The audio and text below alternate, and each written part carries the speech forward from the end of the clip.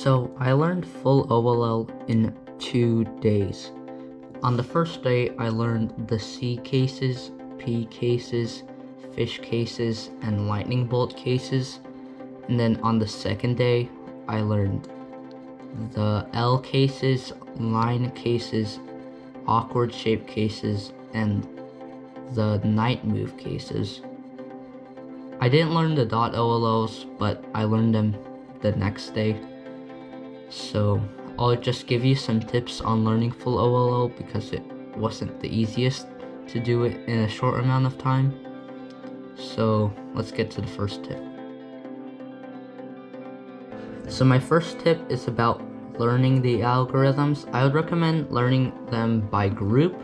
So all the groups are like similar sets of cases. So like this is a P case, and then this is another P case.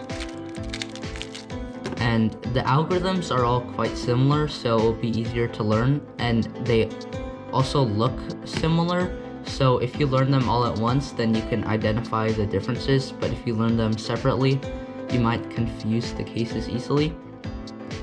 And so after I learned the cases, I used an algorithm trainer called Best Site Ever. I'll link it in the description.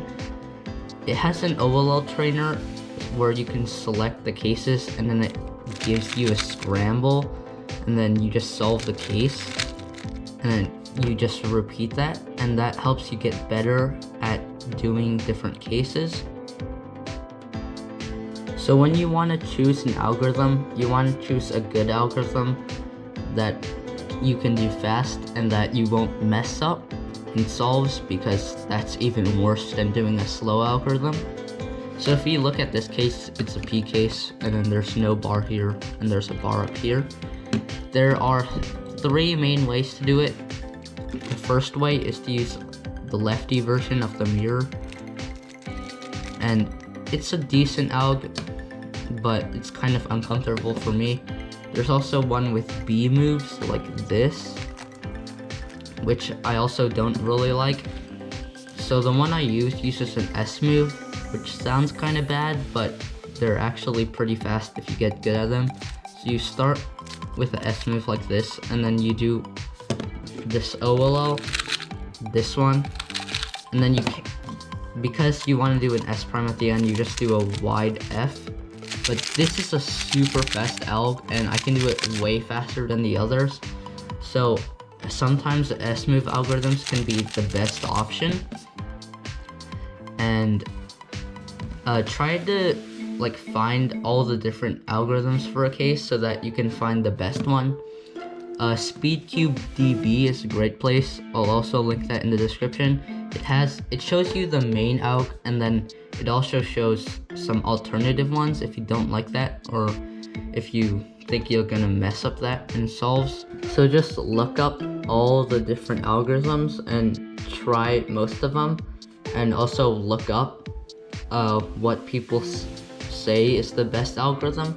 But you don't always have to do it, because they might have different turning styles than you, and some people are just worse at S moves in general.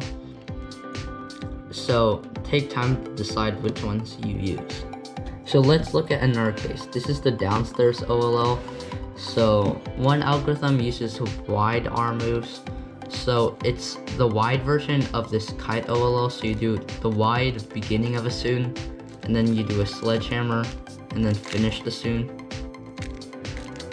Except you do it from a different angle. Do it from this angle, which I don't really like, because the upstairs OLL I also do from this angle. So doing this kind of is confusing, but you do the algorithm. It kind of overworks, not really though. And then there's another algorithm that uses an M move and then a soon. So you just cancel that by doing a wide R prime, and then going to the soon, and then align the cross piece and finish it. And there's also 2 S move algorithms. The first one is with this kind of S move, and then you do a soon, U2, and then finish it. Or you can do the other way and then do the YouTube first, do the soon, and then end it. Except you do it from this angle too, which I don't like again. So this one, it's more balanced. The MU version or the MRU version isn't that bad compared to the first example I showed, where the other algorithms weren't as good.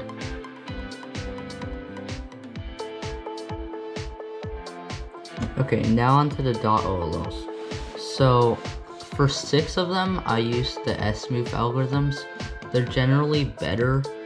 So for this case, do a sledgehammer, and then move this pair over, and then solve it like that, and then undo the S-move. For this one, I start with this OLL, and I cancel into this OLL. For this case, with the slash here, you can do a hedge slammer, and then do the S move, insert it, and then put it back. This is the inverse of that algorithm. So you first do the S move, take it out, and then do a sledgehammer. Here, it's like that. You start the same way, but instead of doing a sledgehammer, use M moves to insert it like that. And this last one, it's again a combination of 2 OLLs. This one's pretty fast. There is a decent algorithm without S moves that goes like this, but it has kind of weird finger tricks, so I just use the S move one. So for the last 2 dot cases, I don't use S moves. This one, there is an S move algorithm, but you have to do S and F at the same time, which is kind of awkward. So I just do this algorithm, cancel into the sledge, and then you insert it using the M and wide moves. And then this one is very similar. This is the standard algorithm, and it's probably the best one, I'd say. You start the same way, but then you just do another sledgehammer to put it in. So yeah, I would just say learn the dot cases because there's only 8, and the recognition isn't actually that hard because you can recognize them by which corners are facing upwards. And make sure to use good algorithms or else they'll be really slow.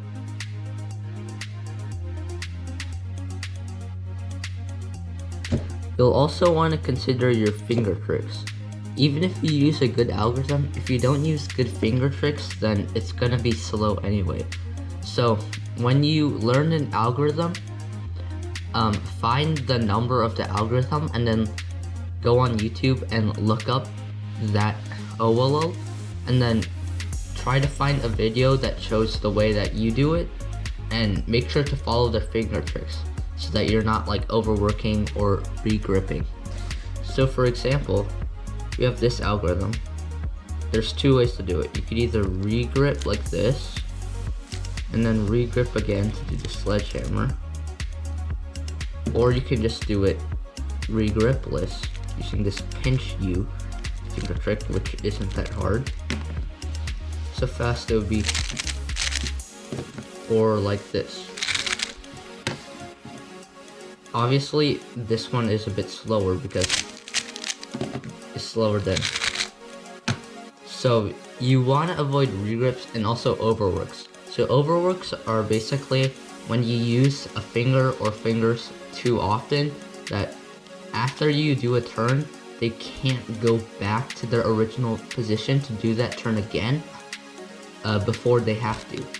So if you do an algorithm in such a way where you have to do a double flick, let's say, and then you do an arm move, and then you have to double flick again. If you do it like that, then you're gonna overwork.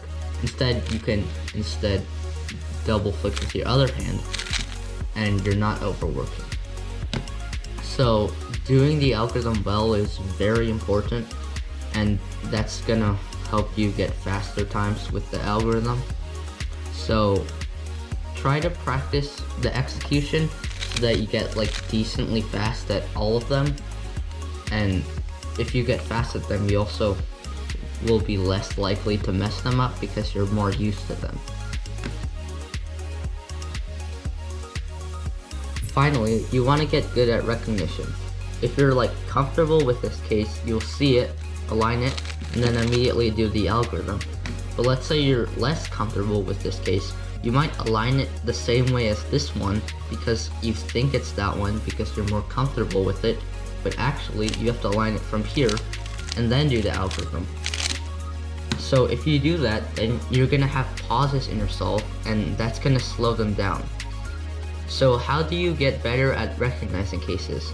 First, do solves, because if you do only with the algorithm trainer, you're not pressured to recognize the case fast, but if you do a solve, then you want the solve to be fast, so you want the recognition to be as slow or as short as possible, so you can catch yourself pausing and not being familiar with some cases.